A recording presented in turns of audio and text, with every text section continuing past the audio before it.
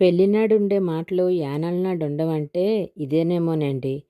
పెళ్ళికి ముందు rose day, propose day, chocolate day, teddy day, గాడిద గుడ్డు డే అన్ని డేలు జరిపేవాడండి.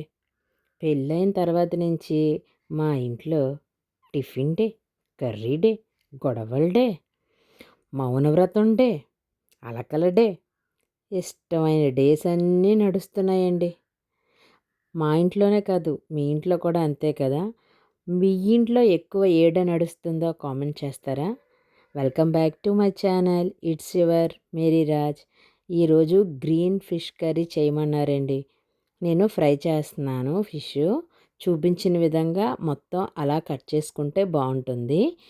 గుప్పెడు కొత్తిమీర, గుప్పెడు పుదీనా, కారానికి తగ్గట్టు పచ్చిమిర్చి, అల్లం వెల్లుల్లి రెబ్బలు, కొద్దిగా శనగపిండి, తగినంత ఉప్పు వేసి నీరు వేయకుండా గట్టిగా పేస్ట్ చేసుకోవాలి.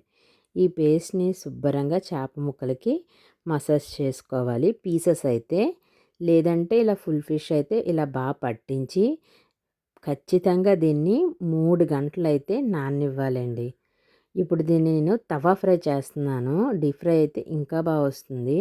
ఆయిల్ తక్కువే వాడాలి కదా, అందుకని తవా ఫ్రై చేస్తున్నాను.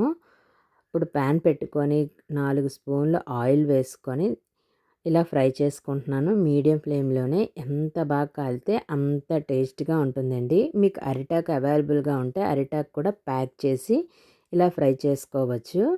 మన గ్రీన్ ఫిష్ ఫ్రై అయితే రెడీ అయిపోయిందండి.